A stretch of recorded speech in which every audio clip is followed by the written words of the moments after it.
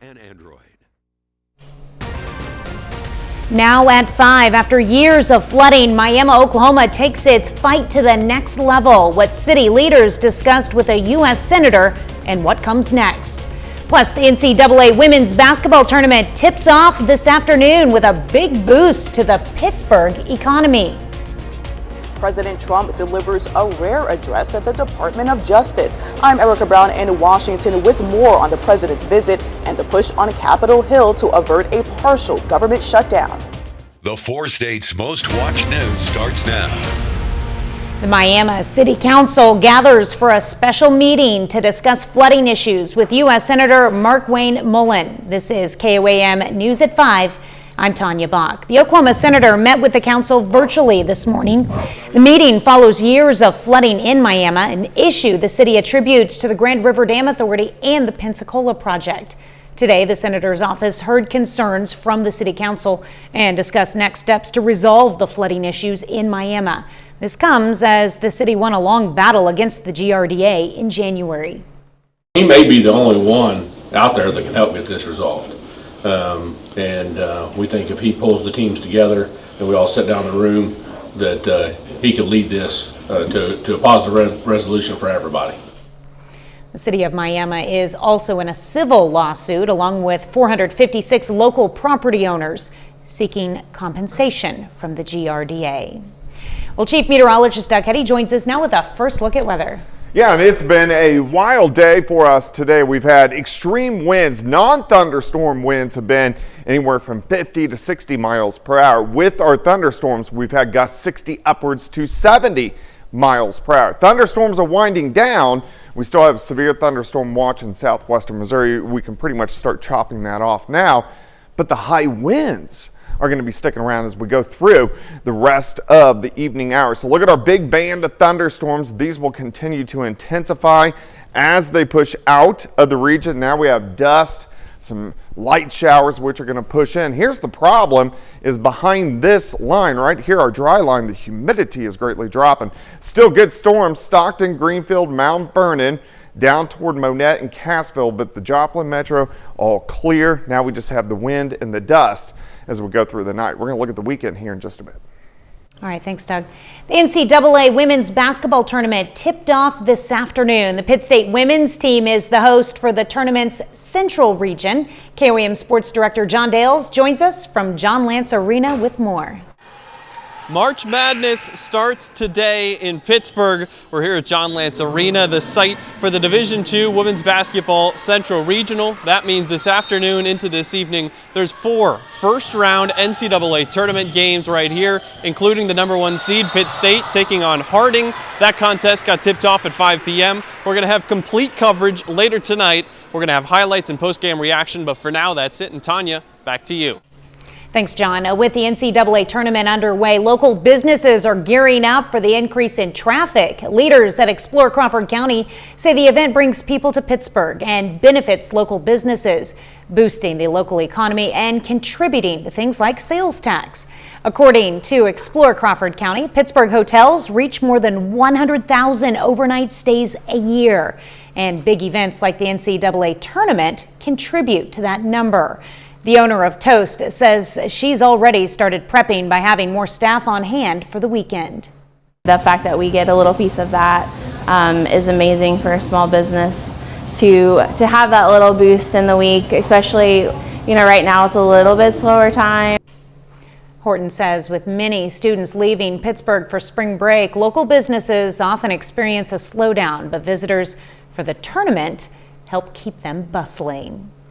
Well, 2 Joplin and nonprofits are merging, hoping to create a future together. One Joplin and Active Lifestyles events, known as ALE, came together today for a passing of the baton ceremony. ALE is best known for supporting the Joplin Memorial Run, which ended last year. The organization planned on ending as well until leaders with One Joplin reached out about combining with them to help support their health initiatives. It feels really good to see our legacy be carried on, and for it to become health and fitness to become an even bigger part of this community going forward.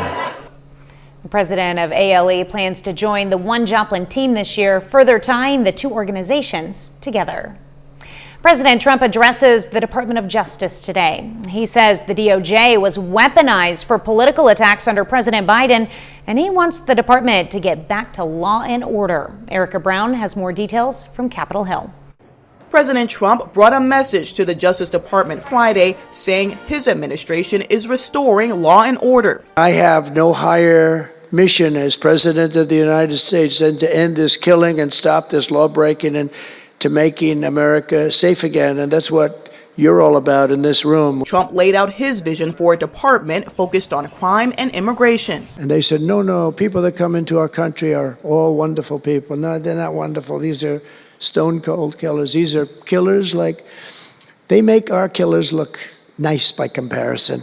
Trump says the department was weaponized under the Biden administration to carry out political attacks. The case against me was Earlier, Trump offered rare praise for a Democrat, saying Senate Minority Leader Chuck Schumer is doing the right thing, voting for a temporary spending bill to keep the government open. Schumer said a shutdown would enable Trump to escalate efforts to slash the size of government. Allowing Donald Trump to take even much more power via a government shutdown is a far worse option. A shutdown would allow DOJ to shift into overdrive. The bill needs bipartisan support to clear the Senate ahead of a midnight deadline. Erica Brown, CBS News, Capitol Hill. Now, every Democrat in the House except one voted against the bill earlier this week, and House Speaker Emeritus Nancy Pelosi urged her Senate colleagues to do the same. New York Congresswoman Alexandria Ocasio-Cortez called Schumer's decision a betrayal.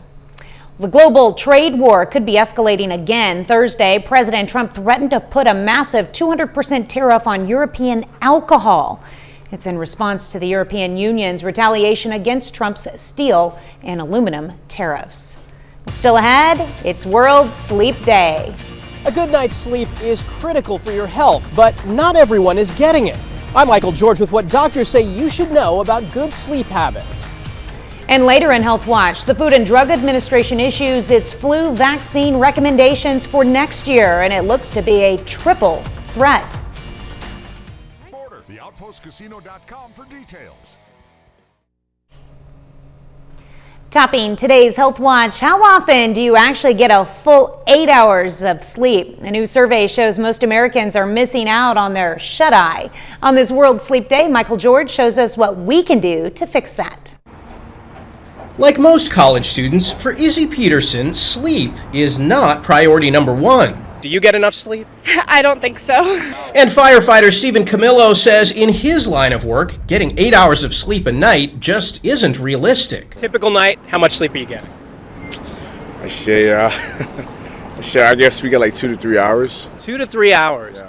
A new survey by the National Sleep Foundation finds 6 in 10 Americans aren't getting enough sleep.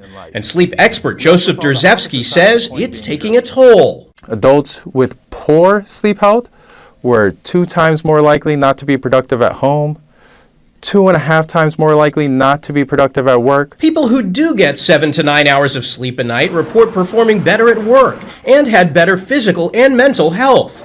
Those who don't are feeling the impact. I feel like I'm less productive. I get stressed out so much more easily. I get emotional a little bit. I'm usually like cranky. I just want to sleep. I don't want nobody to bother me. Here's a few things sleep experts say we all should be doing.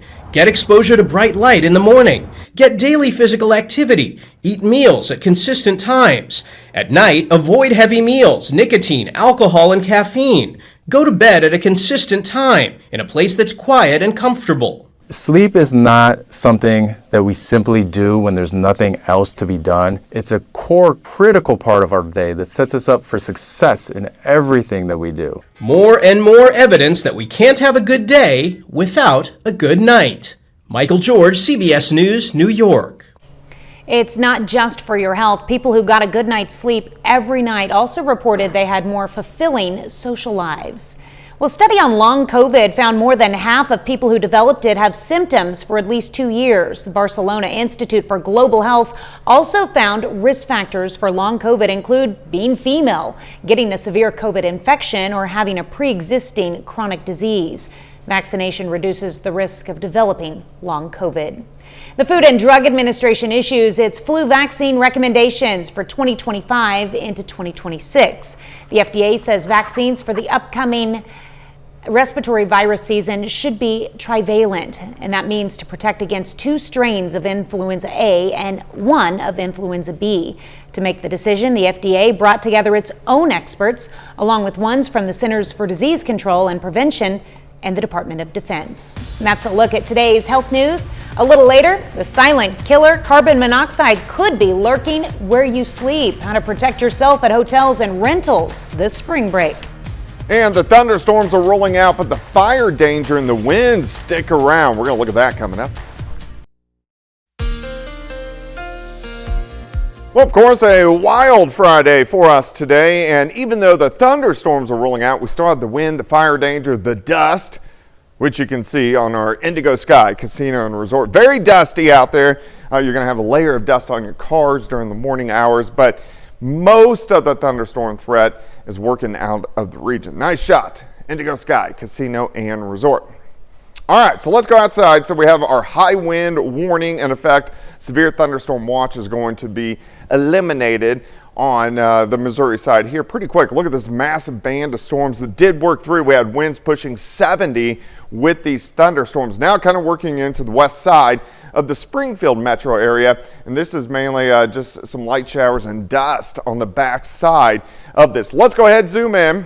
So still storms from Greenfield to Mount Vernon to Monette and Aurora. Severe thunderstorm warnings down through Berry County, including Cassville just northwest of Table Rock Lake, and then extending back into Benton County. Everybody else, we are looking pretty good, but as these storms continue to plow east, look at the extreme or the very high probability of very big severe weather later on tonight, really from Columbia to St. Louis, Cape Girardeau, Jonesboro, Memphis. So these are going to be nocturnal tornado event as it continues to push east. Look at the big upper level low spinning, very strong storm system, and that's why we have the wind. So still, right now we have sustained winds 25 upwards to about 35 miles per hour. But we've been getting gusts 50, 55, 58 without the thunderstorms even in place. So very strong winds, and these are going to continue as we go through the evening hours, these high wind gusts. Now, once we get to about midnight, the gusts will start to drop down to about 40. Once we get to about 6 a.m., they'll drop back down toward about 20. So we just got to get through about the next 6 to 9 hours of extreme wind, and then things will get better. Here's the problem, though. With those thunderstorms, the dry line pushed through. Look at our humidity over the next 6-7 hours. We're talking 12, 13, 14%. That's why we have such a high fire danger as we go through the next several hours. All right, windy, sliding back through the 60s. This big storm system wrapping up and will head east, will produce monster severe weather down through Mississippi and Alabama as we go into tomorrow. Storm's gone Saturday morning. Clouds start to thicken up again, lower 50s. Mostly cloudy skies, could get a few random sprinkles. I think high temps, most of us right around 60 during the afternoon. A couple little sprinkles tomorrow evening. We clear out Sunday morning, chilly down into the mid 30s. Then once we get into Sunday afternoon, pretty good day, mid to upper 50s, and we'll have quite a bit of sunshine. So let's go 60 on Saturday, 57 on Sunday. Again, a few sprinkles tomorrow, but the winds will start to calm down. It's still going to be breezy tomorrow, but nothing like we've seen today. As we get into Monday and Tuesday, the winds really pick up again. So we're going to have that fire danger coming back on Monday and Tuesday. Cooling down Wednesday, back up, some thunderstorms Friday, some thunderstorms late next weekend. So it stays fairly active for us next week, but at least the winds are going to drop once we get to tomorrow. But that extreme fire danger, and we do have a lot of fires out there. I've been kind of reading. I know some in Woodson and Allen counties right now. That fire danger will drop by tomorrow. That is good. This wind is ridiculous. Oh, it's crazy. Yeah. All right, thanks, Doug. Well, coming up a little later, the skies glow red across Latin America as a rare total lunar eclipse stuns stargazers. We take a look. Topping today's Consumer Watch, the nation's government mail service is planning job cuts in order to streamline as it works toward more efficient operations. The U.S. Postal Service says it will pink slip 10,000 postal jobs and use a voluntary early retirement approach over the next 30 days. Well, as millions of Americans head off for spring break getaways, some may face an invisible danger. Carbon monoxide poisoning could be a risk at hotels, motels, or vacation rentals. Usher K. Reishi shares important information that could save your life. You can't see it, you can't smell it. Toxic carbon monoxide gas is the leading cause of poisoning deaths in the U.S. Whether leaking from a faulty appliance or a fireplace, the fumes can fill every room as you sleep. This is considered the silent killer. Data shows firefighters responded to more than 4,000 carbon monoxide incidents at hotels, motels, and resorts between 1999 and 2020. More than 1,000 people have been hurt, at least 24 have died. We might just have a headache, feel nauseous, have something going on, feeling dizzy, where we just think we might be getting sick, and it's actually carbon monoxide that's causing it. But even scarier, Special Ops Field Chief Sean Malloy of the Evanston, Illinois Fire Department warns you might not have any symptoms at all. You're not going to know it's there, and what it's going to do is it's going to displace that oxygen in your blood. That's why you should make sure your hotel room or rental is equipped with at least one of these life-saving gadgets. So, Chief Malloy, we're in a 3-bedroom, 2-bath Airbnb. For a unit this size, how many carbon monoxide detectors should you have? You're going to want one at least on every floor, as well as near bedrooms and in the hallways outside bedrooms. How do you check to make sure it's working? Press the button, just hold it for a second. You're going to hear it start beeping. Runs through, it's letting me know that it's working. So if the alarm goes off, what should you do? If I'm in my apartment, Airbnb, wherever I'm staying, the alarm goes off, I know that we're getting about 30 parts per million carbon monoxide. I want to immediately get out of the building. Both Airbnb and Vrbo post on their website whether or not they have CO alarms installed in the units you're looking at. Regardless, the safest move is to pack one of your own. You can find them online and at major retail stores. We picked this one up in store for about $25. In recent years, there have been deaths of American tourists in Mexico and the Bahamas linked to carbon monoxide leaks. And because plugs abroad can be unpredictable, consider carrying a portable detector like this that's battery operated. That way, if your room or rental doesn't have one, you're still protected. For CBS News, I'm Usher Qureshi. Well, Meta's new fact-checking feature is coming to its social media platforms. The company says it will start testing a user-sourced fact-checking program on Instagram and Facebook starting next week. Community Notes will be similar to what is used on X, which puts fact-checking in the hands of the users. Final check of your forecast is next. Up next on the CBS Evening News, we go on the road to Alabama with Steve Hartman as classic car owners rally around a 10-year-old. And then on KOAM News at 6, promoting health and fitness, a local organization merges to keep its mission alive. How one Joplin plans to carry the torch. Plus, big games bring big business. How the women's NCAA tournament is giving Pittsburgh's local economy a major boost. And the Pittsburgh Gorillas take on Harding in the first round. Stay with us for the CBS Evening News and then KOAM News at 6. Well, skies across Latin America lit up as a rare total lunar eclipse turned the full moon a stunning shade of red overnight. From Caracas to Mexico City, astronomy enthusiasts gathered to witness the celestial event under clear night skies. With telescopes and cameras in hand, crowds watched as the moon entered totality for over an hour. Did you get a chance to watch it last night? No, I went to bed. I've seen them before, and they're decently common, once every year or 2 years. So yeah, I've got some time left, I think. Well, it happened on World Sleep Day, so I tried to start off my day sleeping. Yeah, that's my excuse.